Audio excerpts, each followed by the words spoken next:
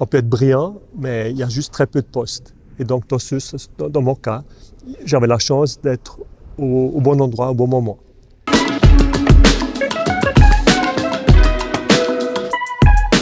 Je m'appelle Daniel Hoche et je travaille sur le marché de l'emploi ici à Lausanne. Déjà, le fait de faire une thèse de doctorat suggère une possibilité de rester dans le monde académique. Et en parallèle à la thèse, j'avais un 40% comme secrétaire syndical à l'Union syndicale suisse à Berne. Et je le gardais, ce poste, pendant 6 ans, comme plan B. Et quand je l'ai lâché, c'était 2 ans avant de commencer ici, je savais que, idéalement, je trouverais quelque chose dans le monde académique.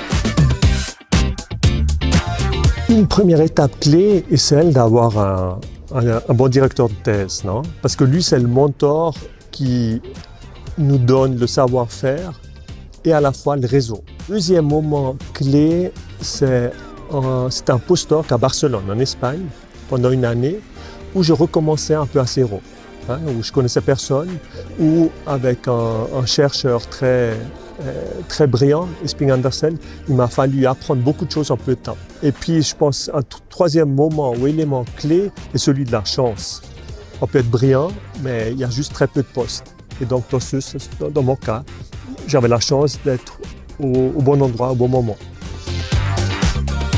J'aime beaucoup de pouvoir aller au bout d'un problème. Qu'on est payé pour vraiment étudier un problème à fond, par la suite écrire sur ce problème, produire une publication et enseigner aux gens ce qu'on a appris. Dans un deuxième temps, la diversité est extraordinaire. On peut enseigner, on peut encadrer, on peut publier, donc écrire, on peut lire. Et enfin, il y a la possibilité de satisfaire sa curiosité. On peut tout le temps apprendre de nouvelles choses sur de nouvelles thématiques en échange avec de jeunes gens pleins d'enthousiasme. Le premier, bien mener à bout toutes les tâches d'encadrement que j'ai de doctorants et d'étudiants. Deuxième, en faire quelque chose avec LIFES. Ce grand projet, désormais, c'est à nous de le stabiliser sur le site lausannois, de l'institutionnaliser. Et puis, troisième objectif, si j'ai de la chance, faire un troisième livre. J'aurais aimé rester secrétaire central à Berne, à l'Union syndicale suisse. J'aurais aimé être fonctionnaire à l'administration cantonale ou fédérale. Ou bien, qui sait, si j'avais un peu plus d'endurance le soir, j'aurais aussi aimé faire un peu de politique. J'ai beaucoup aimé organiser la conférence de l'Association européenne de sociologie, tenue lieu ici à Lausanne il y a 2 ans, et voir que les gens étaient heureux.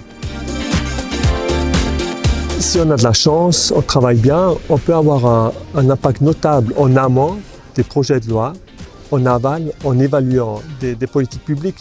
Donc on peut avoir un impact à ce niveau-là. De même au niveau de l'enseignement, à travers des jeunes gens qu'on forme pour devenir des professionnels. Idéalement, il faudrait un plan B. Comme j'ai dit, on peut être brillant, mais ne pas avoir la chance qu'un poste s'ouvre au bon moment. Et donc, c'est pas mal d'avoir un plan B et se dire, si ça ne marche pas, je peux aussi aller travailler dans une administration publique, dans une ONG, dans une entreprise, et donc garder un œil ouvert et se dire, je reste indépendant par rapport aux aléas de ce petit marché de l'emploi académique.